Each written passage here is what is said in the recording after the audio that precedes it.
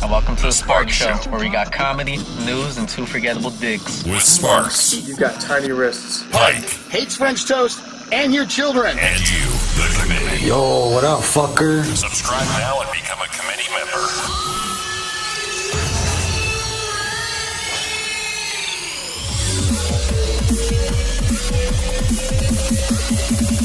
Let's rock. That's what I'm talking about.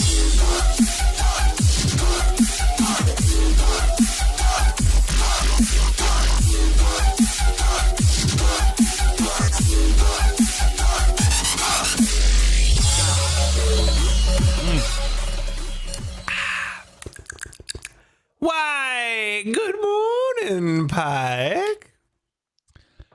Good morning, boys. Cheers, mate. And jazz. Cheers. All right. Hey, did you see that? You see that one movie that I believe Channing Tatum was in? It was the White House Down, or there was two identical movies that were made about the White House being taken over by terrorists. Yeah, they Have you came seen out either of those? roughly around the same time. Did I see either? I saw both, of course. Oh, great. Well, the one with James Woods, I think it was the one with Jamie Foxx and Channing Tatum. But there's the scene where James Woods like turns bad guy, and he's trying to find Channing Tatum, and he like opens his door, and Channing's down there, and he goes, "Good morning, boys." Like that's his like bad guy greeting.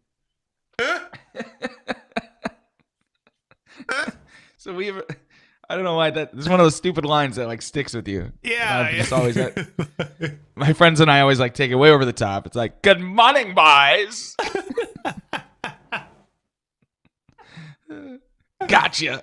Oh no, pure evil has just opened the door. James Woods fucking gangly ass. Yeah. "Good morning, boys." I feel like action films all have that kind of like they know what they're doing. You know, and they know that this is ridiculous. Let's throw it in here. Yeah. They're They're all for the laughing on the memes. set. Yeah. Oh, too great. Yeah. Too I love great. it.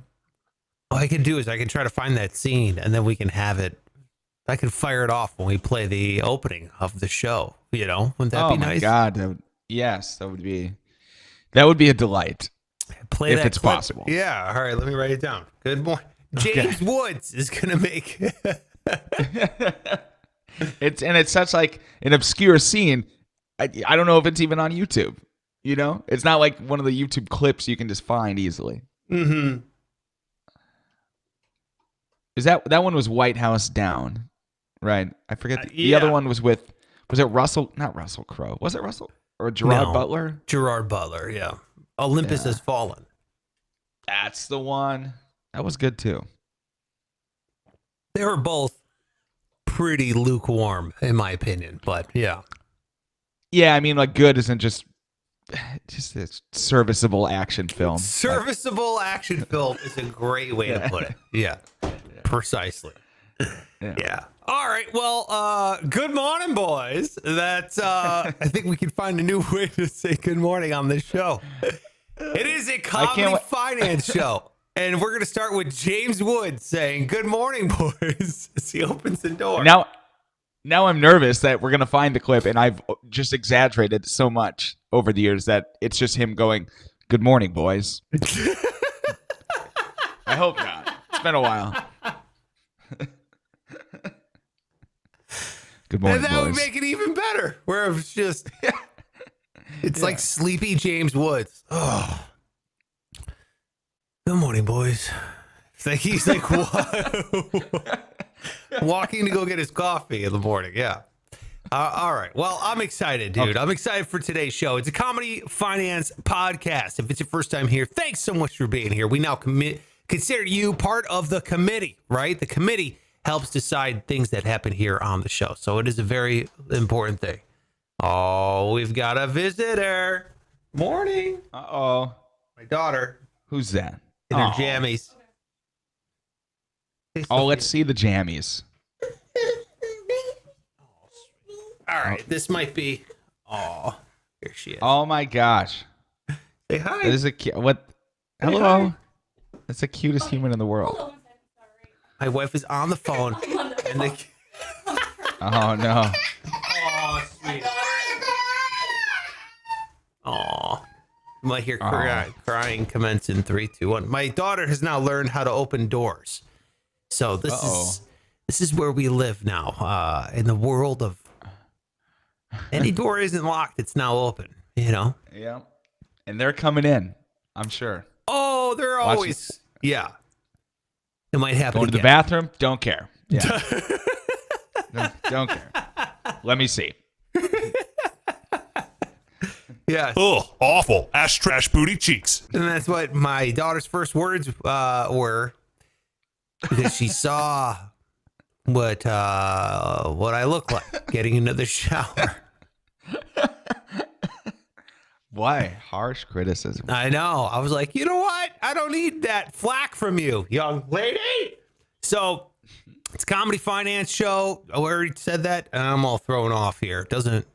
You get it. All right, got it. Ha-ha's, funnies, plus enough fiber, enough protein in this podcast just to keep you sustained for a little bit. But we do it live over there. I said over there on YouTube.com/Sparks Radio. So if you can, hit the subscribe button, thumbs up, really do appreciate it. More importantly, I am throwing this in more importantly because most people listen to the show instead of watch it.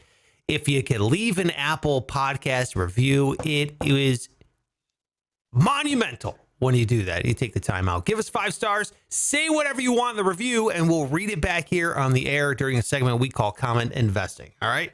It's a huge thing. We really do appreciate it. That right there is at Pike Taylor Radio on all social media. Make sure you give him a follow. He's a good dude. Huge White House being attacked fan. I mean, boy, you were just beside yourself when that was a movie theme for a while. I wish they would have made 4. I agree. I couldn't get enough. Couldn't get enough. It's all about that. It's all about that bunker in the basement, that secret safe room. You know what I mean? That's cool, dude. You know that. Only shit the president knows about it. Yeah. Oh yeah, so cool. I'm at Sparks Radio on all social media. Make sure you go and you give me a follow as well. We got a good one, a hot one today, Pike. One that I think you will resonate with, especially because you're not a homeowner. We're going to be talking about buying your first home as if it's an investment. So if I was given this advice years ago, I'd have so much more money. It would have been so awesome to do. So I'm telling you, this is good, sound, sage wisdom right here. We're going to be spouting off in a little bit. Plus, we got the news that matters coming on up here. Before we can get to any of that, Pike, let me ask you this. Sure. How many, on average, milkshakes do you think you drink a year? Are we going to count like blizzards? Absolutely. It's not even a milkshake, dude. That's like you're eating like a pint of ice cream when you eat a blizzard. Oh, I know, but we're going to count that in my total number here. Sure. Okay. Because I don't often get like shakes or milk. You know, I love shakes, but I would get a blizzard. God, probably once a month. I'm going to go with 12. 12? Yeah, I'd go 12. I would love to every day. And as a kid, I did eat one every day. Every night before bed, we'd make shakes. Really? Yeah, that's why I struggled with my weight. And I know you did. You say you did as well. But that was why. Yeah. Just because I was eating ice cream. You know how many calories? Like, it's the most disgusting thing in the world to see how many calories are in just a medium blizzard. Yeah. Oh, my God. It's like 2,000. It's like a whole day. When you're like ignorant and like dumb on something, life is pretty blissful because, dude, my wife is like a baker, right? She's a pastry chef by trade. And so I asked for buttercream frosting one time on a cake because I love buttercream frosting. And I didn't know what that means. Delicious. Dude, that's just like whipped butter. You're just eating butter. When you have buttercream frosting. I was like, wait a minute. That's why it's so good. It's amazing. But it's essentially, I mean, there's other stuff, but it's essentially butter. So you're just spreading butter on cake? Like, no, like, that's what I mean. When you bring it out like that, I was like, I am so disgustingly gluttonous right now. I'm just eating cake with butter on top of it. Yeah, dude, but that's a treat. You got to be able to look past that, you know? Yeah, I agree. It's like the chef one time. I was taking a cooking class, and he said, "Listen, if you're gonna make a burger, it was how to make a perfect burger." He's like, and you're trying to, not have fat or worry about that. He's like, don't eat a fucking burger then. Okay, we're gonna make this with a bunch of fat because it makes it taste better. Absolutely. If you're going to go for it, just go for it. Don't eat half a donut. Don't eat a quarter of a donut. I mean, unless you're sampling other types of donuts. But you know what I mean? If you're like, I'll cut out this because I'm going to eat 30 different types. I get that. But yeah, anybody who just eats half a donut and puts it back, I'm like, no, I want to limit myself. It's like, just eat the donut. It's a donut. Just eat it. Yeah. You've already blown your diet eating half. What are you doing? Yeah. At the office, they're just disappearing section by section. People just cutting little pieces off of everything. Oh, it's the worst. So gross. I know. What are you doing? Bye-bye, buddy. I had an audience there for a second. My son came in, just was observing. I know. It's like... Is there anything cuter than a little kid coming out, like waking up, pajamas? Like, that's just adorable. You just want to cuddle them, don't you? Yeah. No, that's true. They are very hard, snuggly. Yes, when they're all bedhead, right, half-eyed open, looking around. Yeah, it's heartwarming. It is. Well, there you go. That's it. That's my question. I'm finished. 12 milkshakes a year. Why did your parents let you make milkshakes every night? What was your parents' ice cream budget? Jesus Christ. It was when I was young. I think they were going through a divorce, so they just kind of weren't. Oh, they weren't thinking about that. Let the kid eat his milkshakes. Got other stuff going on. Whatever. Oh, and they were big too. It was like an entire huge water glass he would use, filled with ice cream, milk poured in there, Hershey syrup. Oh yeah. So good though. It's like your after work beer. It's like you're rough day at the office. And you're like, milk mustache coming across the top lip. I'm just gonna have one though. That's it. 2,000 calories. That's awesome. Well, it was awesome. Let me ask you this. Yeah, please go ahead. Yeah. Hold on. Sorry. Yeah. If you could only shave one part of your body for the rest of your life, you could only pick one. Which one would it be?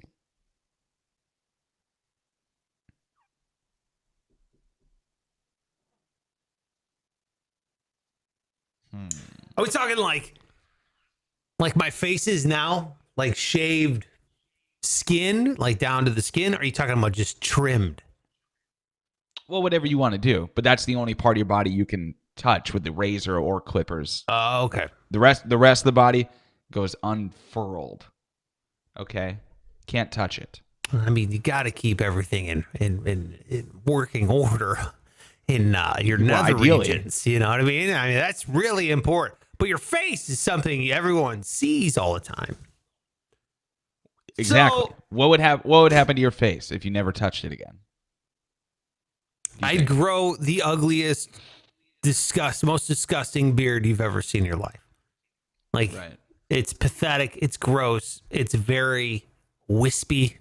It's not. My mustache is solid, but it's white. You know, it's like a super blonde, weird. I own a van. Come sit inside it. Mustache. It's gross. It should not be grown. I've never seen it, so I don't know. That's probably no. I've grown mustache and it's there, but most people can't see it because it's so like whitish blonde. It's disgusting. Yeah, that's tough on the ego. But then again, you can't have your nether regions look like an Amish Right. guy's face. So, Is there any other body parts before we go too far? Like anything else you're considering? no, I don't really shave anything else.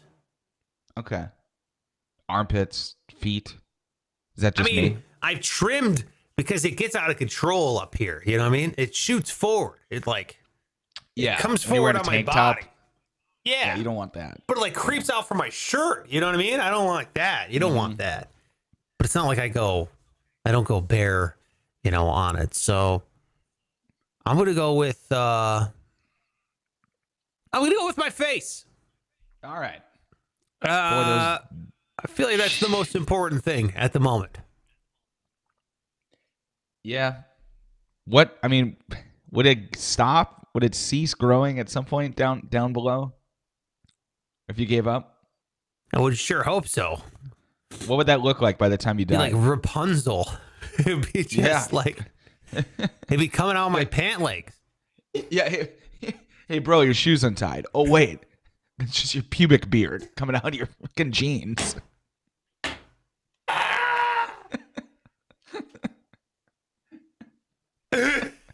Yeah. Oh, I got the Nike Wizards on. That's what. Gross. Every shoe looks like an UGG boot. It's awful. Disgusting. Oh no. Yeah. I would hope it stops. If not, I would have to braid it, and tie it around my waist or something. Ugh. Yeah, braids would work. Yeah.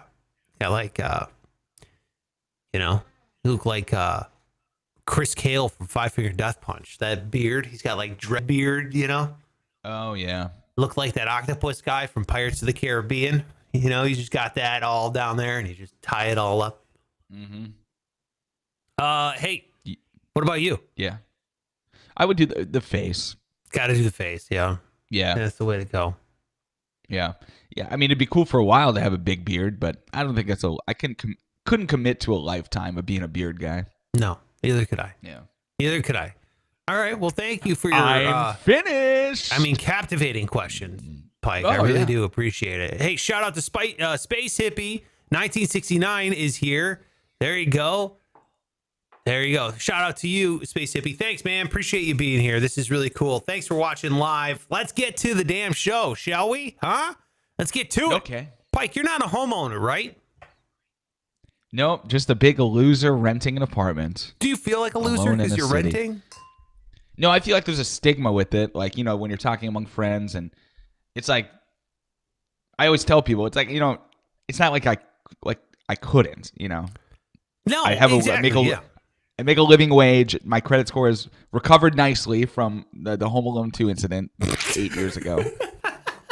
So it's like I could, but it was just career-wise, it never made sense. Maybe it did. Who knows? Maybe hindsight, yeah, I should have bought one 6 years ago in Fargo, North Dakota.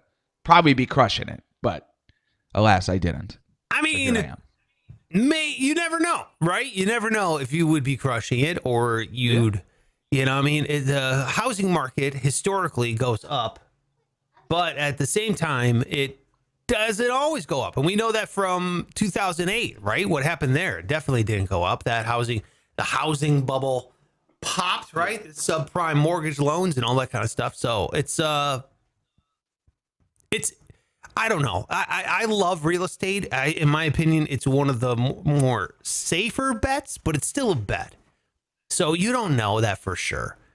So, and I kind of agree with you that there's a stigma of renters don't have their,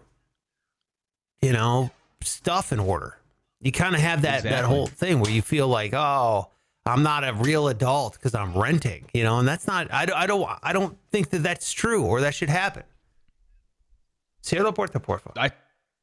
Thank you. Oh. Sorry. I love that. Yeah, you speak Spanish to your son. It's amazing. Yeah, well, I try. So what do you think? Renting, not a bad idea in my opinion. How do you feel? How do you feel as a renter? No, I never. Well, there's a lot of benefits. Like I'm living right downtown in the city. I got all the amenities are fantastic. You don't have to worry about a little piece on my dishwasher broke, so they're just going to replace the whole dishwasher. Like one day I'll just get a knock on the door and they're going to put a dishwasher in. You know, it hasn't happened yet. It's been 2 months since they told me they were going to do that, but I was going to say, I don't have to do it. What is going on with that dishwasher? They said that they would fix that thing. Yeah, I should probably fire off an email one of these days, huh? Instead of just hand washing every dish for the rest of the year. Yeah, absolutely. Hey, Stefano is here. Stefano says, hello from Dubai.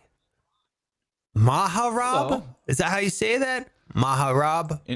Marahab? I think it's Maharab. Marahab. Marahab. Marahab? Marahab?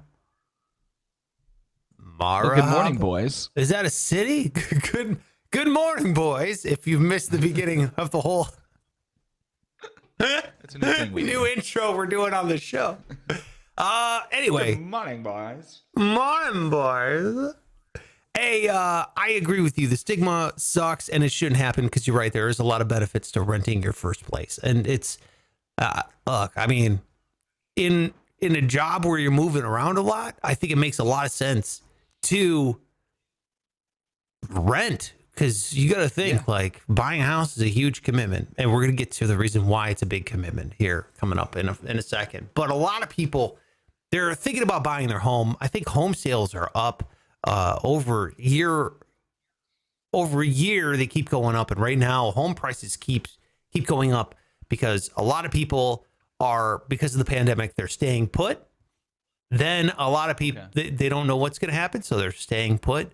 Two, a lot of people are looking to move out of a rental place and into a home because they want more space as they're spending more time at home. So people aren't selling. More people are looking. That means inventory is low and the demand is high. So you have prices rising for property. So it's a kind of a difficult time to buy on top of being a first-time home buyer, which is already insane. It's a crazy thing. You're thrown into a whole world where you feel like the sharks are already swimming, man. Like everybody already knows what's going on. And you're like walking in. It's like your first day in prison. You're like, which is my bunk? You know, you're looking around and the guys, if dude's in there for life, bro, he's already been there. You know what I mean? So here, it's kind of like, oh shit, what's happening now? And they start throwing all these terms. And then you have, a real estate agent helping you out, which is nice. But then you're like, they get paid off of a commission, which they're going to be pushing me towards the more expensive homes. How much can I afford? Blah, blah, blah, blah, blah. So today's show, what I wanted to do was talk about going into your first home purchase as if you're an investor. We talked about it on yesterday's episode. We thought it was a great idea because already if you go in with an investor mindset as your first home, the goal would be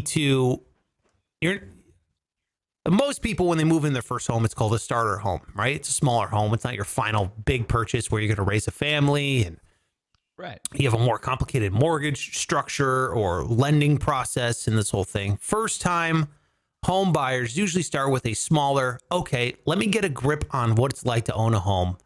And then we'll move up there. We'll move up as my family grows, or I could find a better deal, or blah, blah, blah, blah, blah. So this specifically is pretty niche, first-time home buyer, but you're thinking about buying a home. Let's treat it as if it's an investment. And I'm talking about that from a real estate investment stance.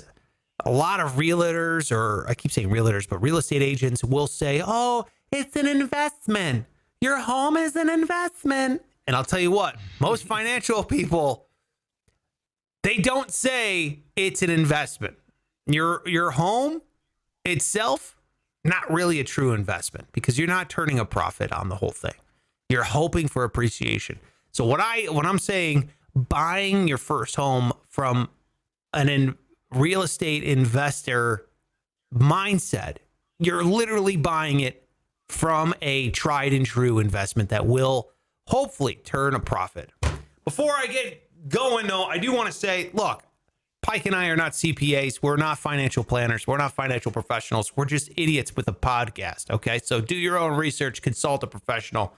Talk to your real estate agent, talk to a CPA. I highly suggest all that. We are not recommending any of this, right, Pike? I certainly am not. No, I'm not. I'm not recommending any of it. Yeah. In fact, I would do the opposite. This is a fun entertainment podcast. So let's get to it, okay? Because this is how I would. Do it, Pike. Okay. You go in to buying a home, tons of complicated words and terms, thousands of homes you're walking through. You're like, will it ever end? You put in offers. Offers get rejected. You feel rejected. Everything sucks. People are swooping in with cash. They're gobbling up homes. You're like, oh my God, this is taking forever, right? It doesn't have to be that way. And here's why. Because you're going to go in with that investor mindset and you're going to look at a couple specific criteria. First thing, we learned about it yesterday, the 1% rule. It's not really a rule. It's more of a guideline, kind of a rule of thumb. Can you explain it, Pike? Do you now know what the 1% rule is? Do you remember what it is? Very familiar. I slept on it, so it's simmered in my brain.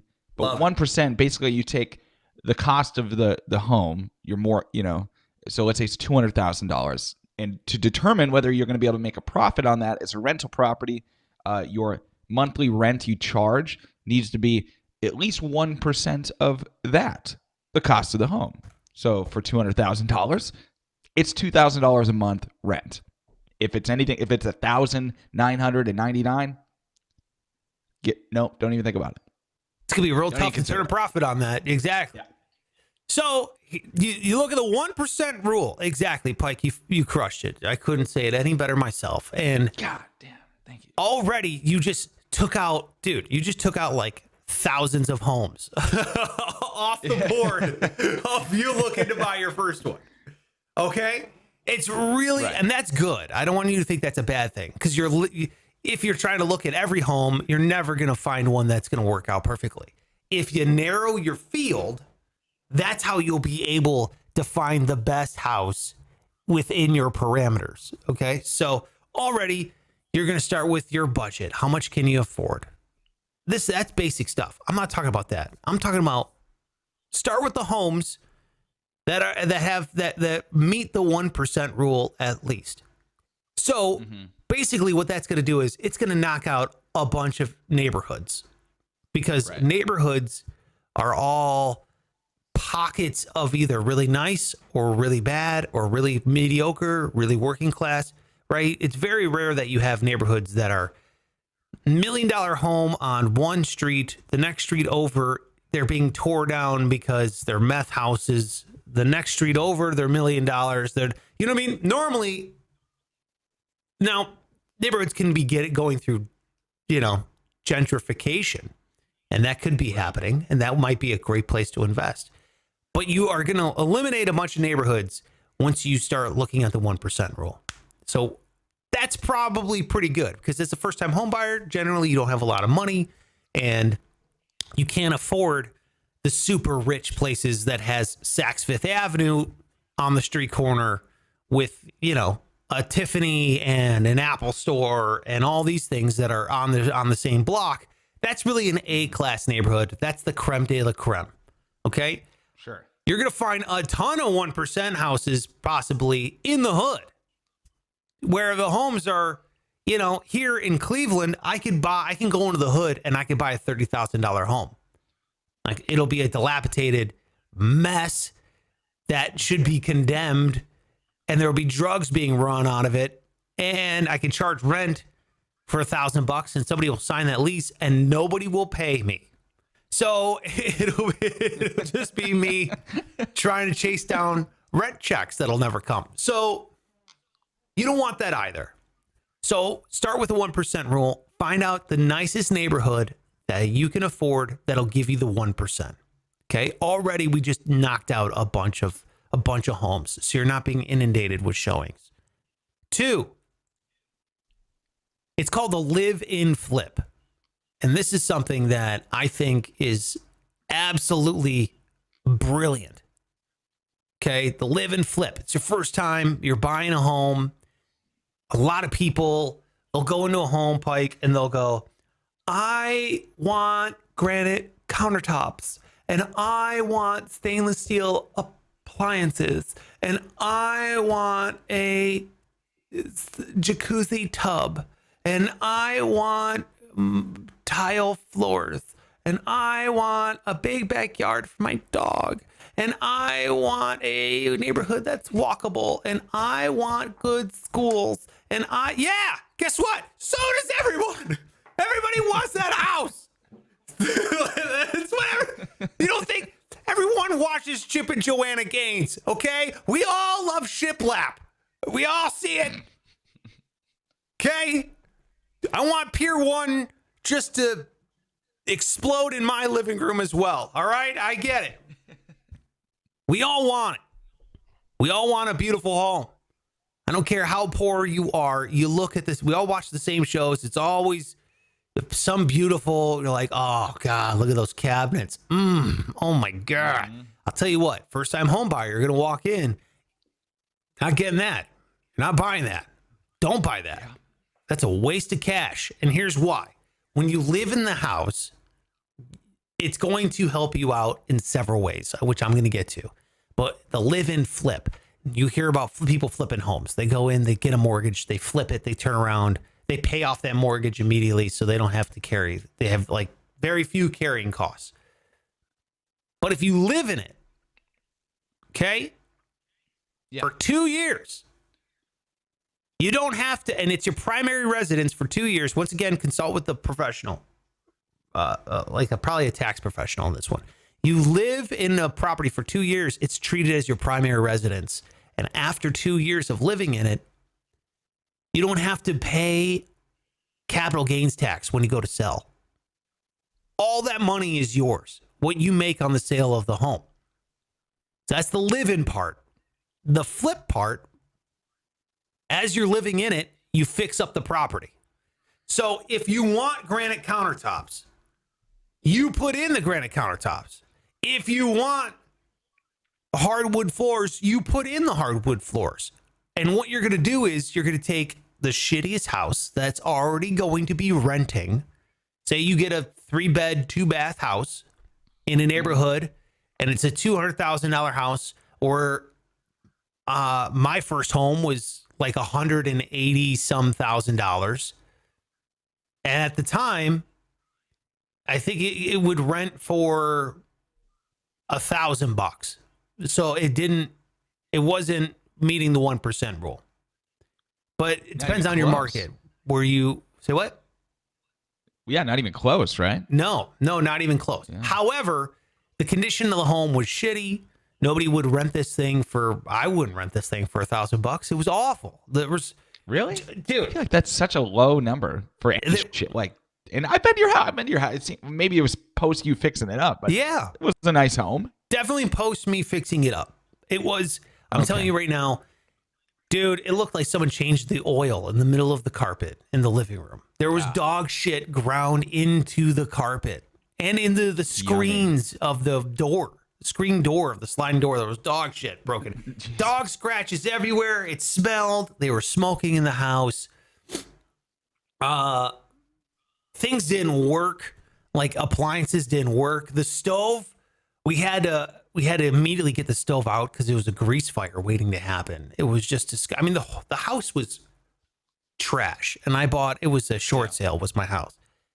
However, I bought it knowing I was going to. Here's the terminology. It's called forced equity or forced appreciation.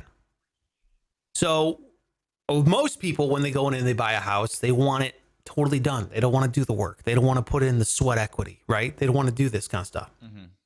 Use that as your advantage. Because if I say, hey, here's a $200,000 home, it needs about $20,000 worth of work. But after all said and done, it's going to be worth $300,000. So you're making 80 grand, or you can get that same house with the work already done and you pay $300,000. So would you want to pay $100,000 more for something that would cost you 20? It's like, no. yeah, no. Do the work yourself. You're now making that cash. Yeah, you have to spend a little bit to make a lot more. So that's how it works, right? So when you go in and you force equity the home, you put in the new countertops, you put in new flooring. Oh God, that's why all these people are like, we buy ugly houses, because that's what they're doing, dude. They're putting in this stuff. They know a little bit of money here is going to increase the value. You're not waiting for property value to go up by itself. So there's a saying in real estate. It's called appreciation is speculation. So when you sit there and wait, oh, hey man, buy a house because they always go up in value, you're speculating. Real estate is so hyper local. You don't know if your block is going to go up in value. You don't know if your city's going to go up in value. You don't know if the market in general is going to go up in value. All three of those things can vary. So you're not sure. The way you can guarantee it goes up in value is by putting value in. And that would be what I call the flipping part of the live and flip. So what you're doing with a live and flip is you're knocking out all that capital gains tax, which is great. You're essentially living rent free because you're paying the mortgage down while you're doing it. But also, since you're putting equity into the home, you're going to get that money back when you go to sell. Think about that, dude. You're netting free rent for 2 years. Beautiful. After 2 years. Beautiful. 3, you're turning a profit because you're fixing it up. You're putting money in. So incredible. I always say, and 4, by the way, if you have, like, my wife is particular about what she likes and doesn't like in a home. I am too. I feel like she's, has more of the designer eye, and I am like, whatever works, However, yeah, you get to pick exactly what you want. You're going to go into houses. You're going to be like, oh man, I mean, it's an okay kitchen. It's new, but it's not my color. It's not the color I would want the knobs to be. Right. You get to do everything exactly how you want it, which is a huge benefit in my opinion. So that's number 2, live and flip. So 1% rule, live and flip. Number 3,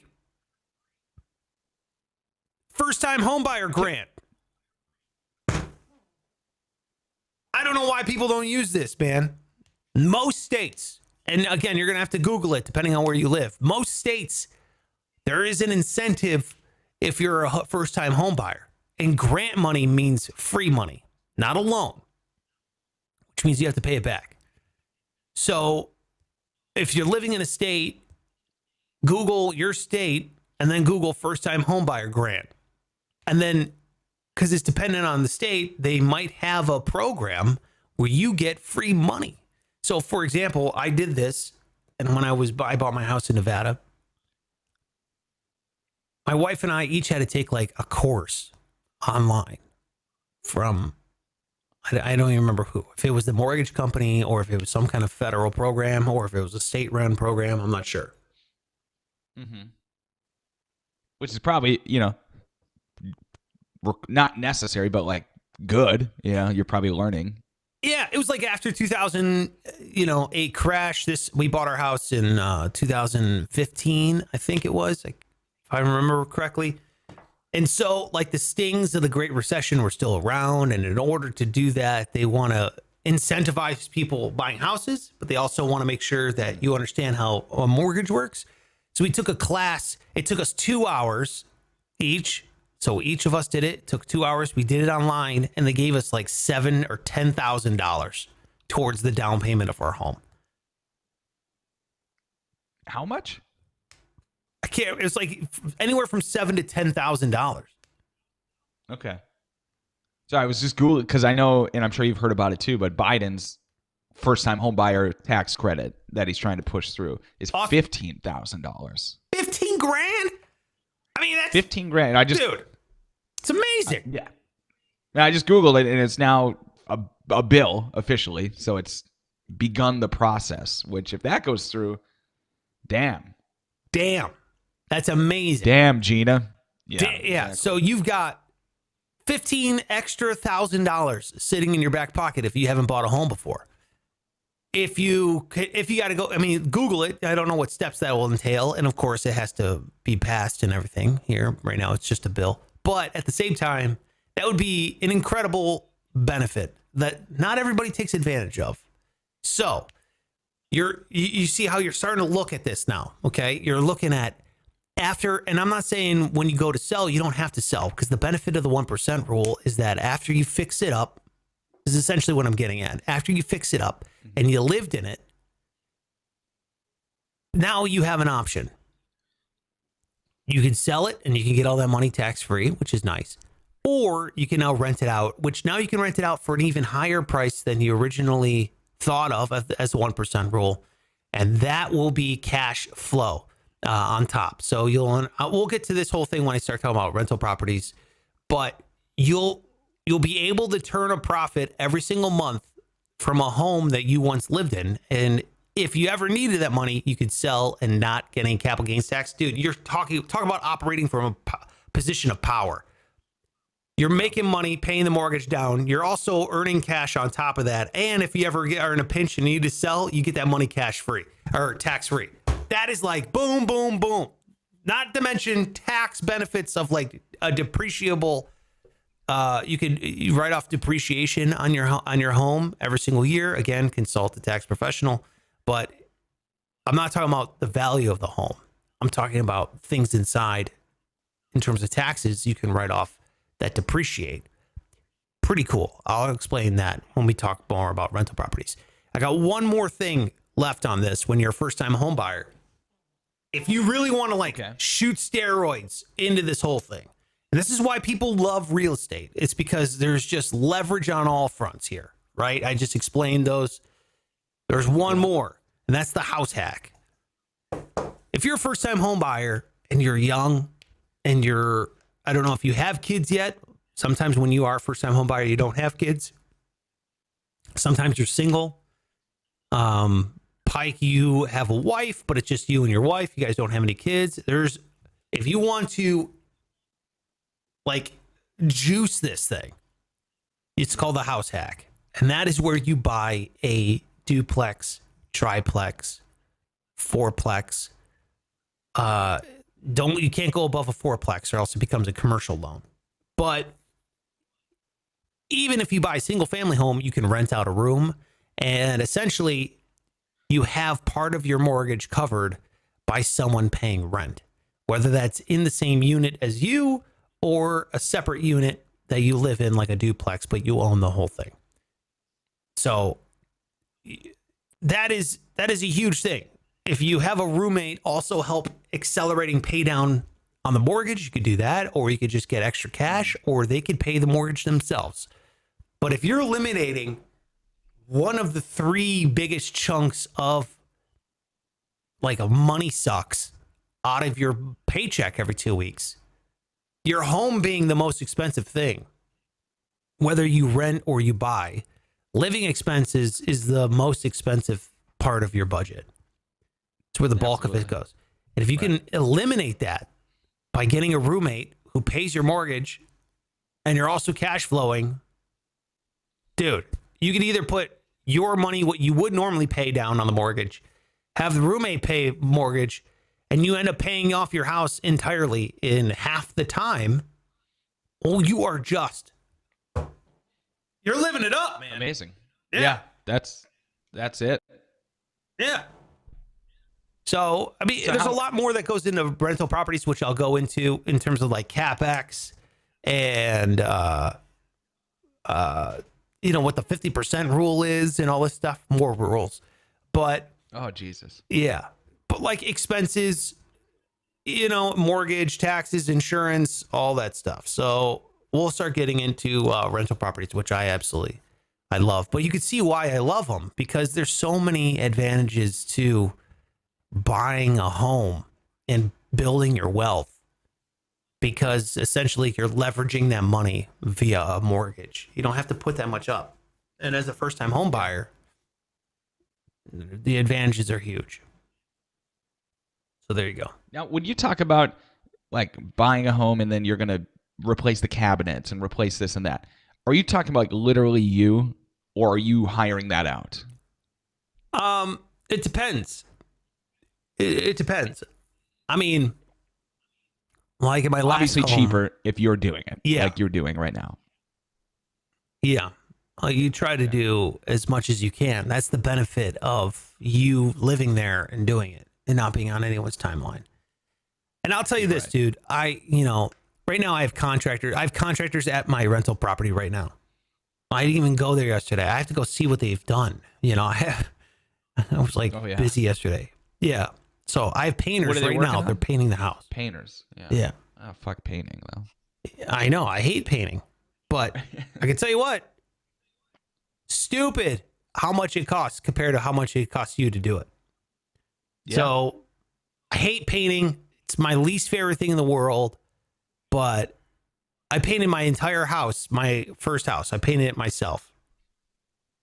I should say my wife did some as well. I don't want to take all the credit, but I did. I would say the vast majority, right? Yeah.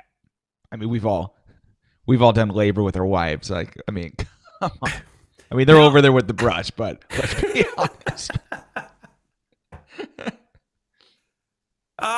So, dude, like, I mean, it's costing me, I don't know, like $5,000 to paint the inside of this house, which I don't know what it's like if for other painters, or, I mean, obviously it depends on the size of the house, but it's like $5,000, but it's also over a week. And he's got a crew of people in there. So it's kind of like, you ever heard of like that triangle that says you have quality, speed, and cost? It's a triangle, and you can only get two of them. The old triangle rule. The old triangle, yeah. It's like, well, if you want speed and quality, it's going to cost you. If you want it cheap and quality, it's going to take a long time. If you want it cheap and fast, well, it ain't going to be quality. Like one of these things. So you can only have two. It's taken him a little bit longer, but I'm getting it. In my opinion, I'm getting a pretty good deal, and he's doing a great job. So when you get in terms of rental properties, speed is an important thing, and scheduling all these contractors. Because after the painter's done, I got the floor guys coming in to refinish the floors, to sand and stain, restain, and coat the floors. And is that something you consider doing yourself, or that was just like not even gonna try it? If it was my home and I lived there, I absolutely would do it myself. I know for a fact I would do it myself 100%. Because what's the rush? I'm living here for 2 years. I'm going to rent the equipment. I don't even have to buy the equipment. I'll go to Home Depot. I'll rent the sander. I'll go to YouTube. I'll learn how to do it. I'll try it. I'll fuck it up. I'll go back. I'll redo it. I'll get it done. I'll do it better this time. And I'll stain. And it'll be done in like 2 months. But that's 2 months out of 2 years. When as a real estate investor, I'm not living there. I want this thing rented. I want money. I want this thing going so I can pull cash out of this property and I can go get another one. Once this is rented, then I can start getting cash out of my investment, and I can start looking for my next rental investment. So it's a business. But when you're living in it and you got 2 years, you're like, dude, I'm here for 2 years. I'm here. So let's make this thing worth more. Then it's different. And I'd say do it all yourself as much as you can. It's really not as hard as you think. Is there finesse and skill? Absolutely. But Pike, you are a human with a brain, and you can figure this shit out. I guarantee it. Wow. Yeah. You can do it. I think so too. But like you said, definitely includes messing it up once, and then like every time I put a piece of furniture together, it's the same thing. It's like, oh shit, put it on backwards, try it again. Yeah. That's just it. Yeah. A pro could do it in 20 minutes. It'll take you 20 hours. That's the difference. But you're paying for their time. You're paying for their time. That's the labor cost. They're all buying shit at Home Depot, dude. They're all going to Lowe's just like you. They're buying the same spackle. They're buying the same, grout. mix. You know, they're doing the same thing. It's just you're paying for their talent, skill, and knowledge. And anytime you do get a person over, a plumber, a contractor, I always ask them a million questions. I'm right over their shoulder. I'm sure they hate it, but I'm here to learn, dude. So I never have to call you again. I'm like, what are we doing here? What's going on?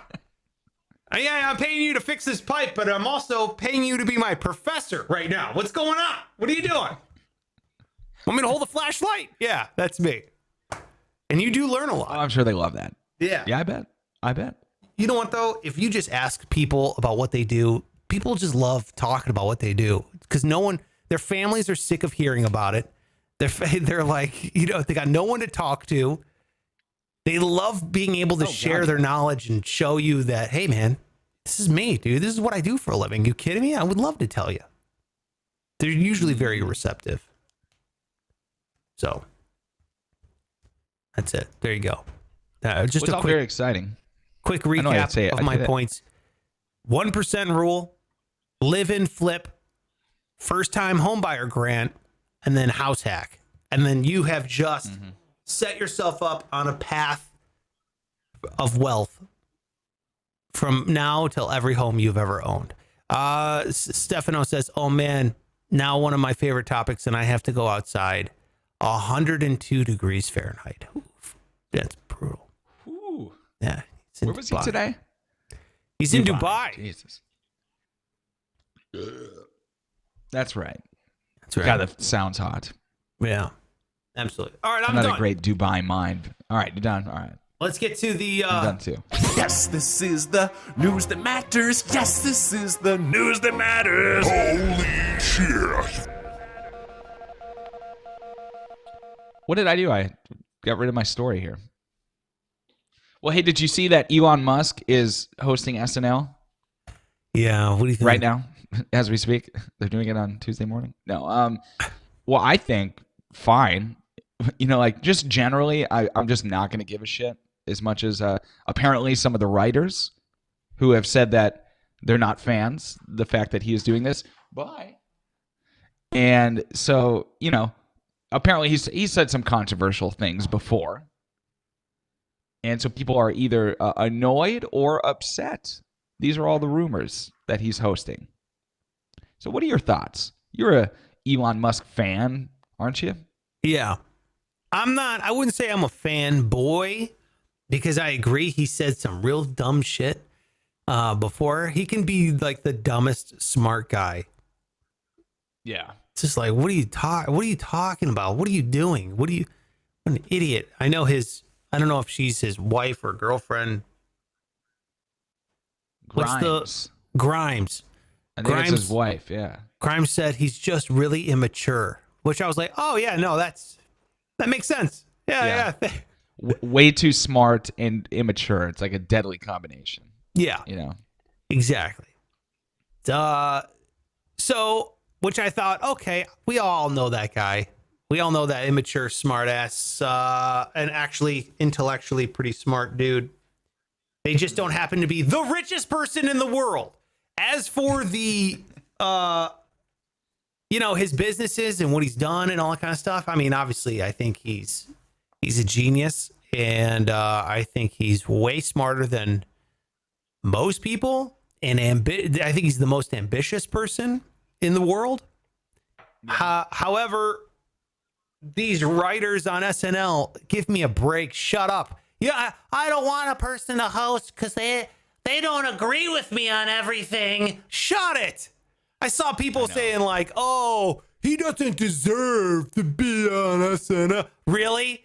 Because people deserve to be on SNL because they acted in a movie, because they sang some song. Who does and doesn't deserve to be on SNL? Like, it's your all holier than thou show. It's a sketch comedy show, dude.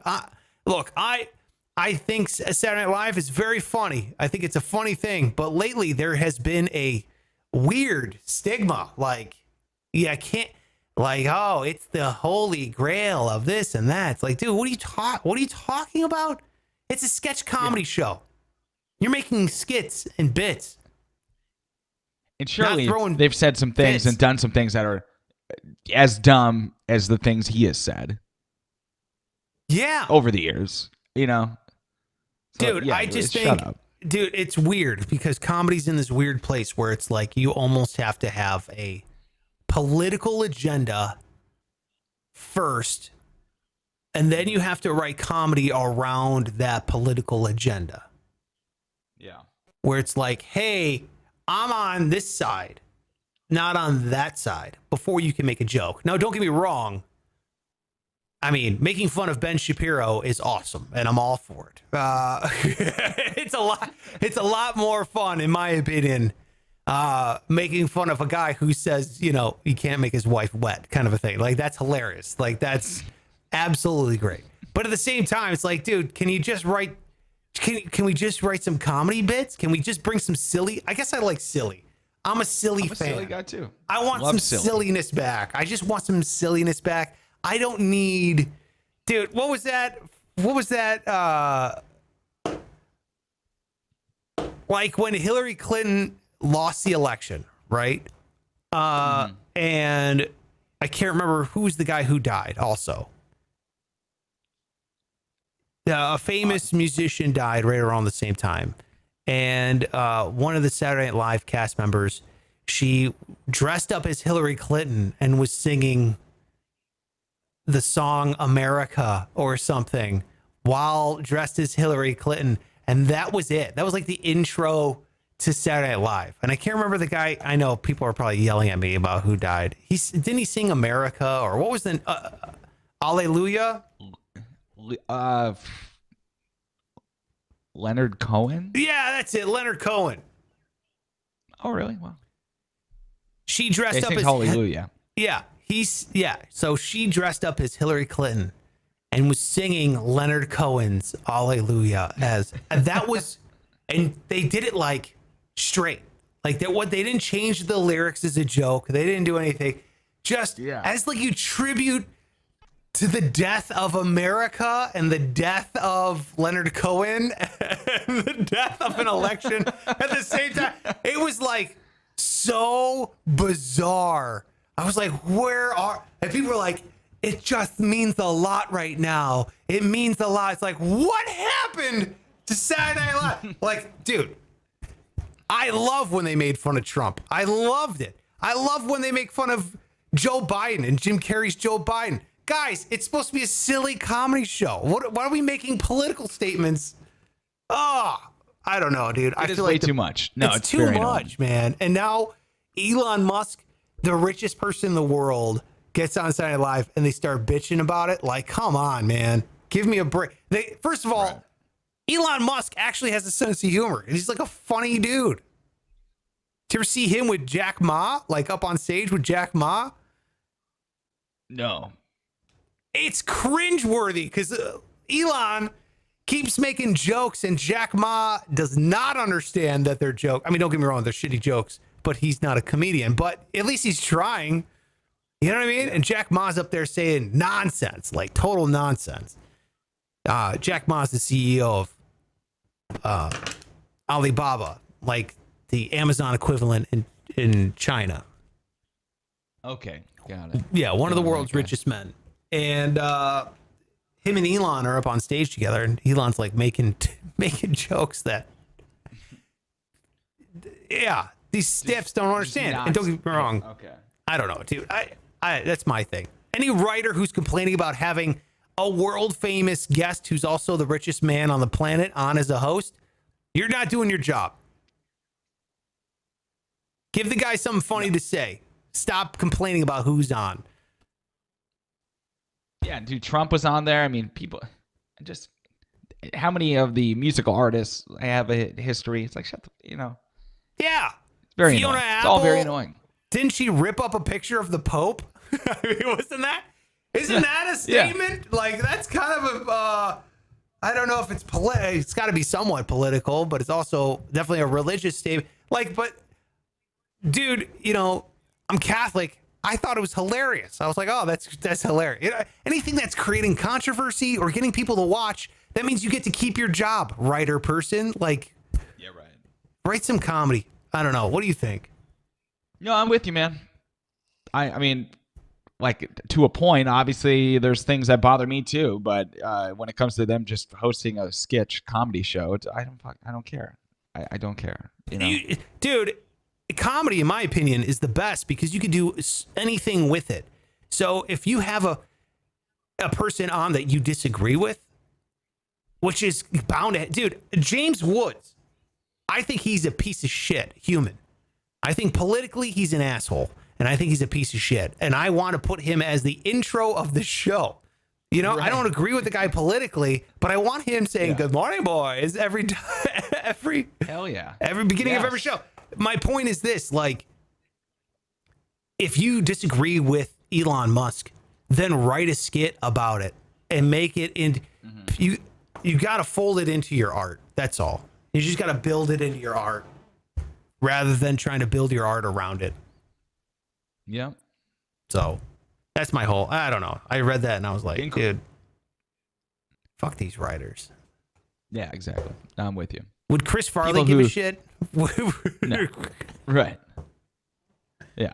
There's just some, I mean, people that like these, like conservative people who can't stand Hollywood and actors and like they just can't appreciate their work. It's like, I mean, unless you're committing some crimes, like just because you're a flaming liberal doesn't mean I can't watch a Leo DiCaprio movie, you know? Anyway. Yeah. Good morning, boys. All right, that over there, that Good Morning Boy is at Pike Taylor Radio on all social media. Make sure you give him a follow. He's a great dude. I am at Sparks Radio. Go ahead, sound off, yell at me over there on all social media. I don't think the committee's going to care. I think the committee cares about one thing, and that's laughing and at the same time getting little nuggets of financial wisdom, hopefully.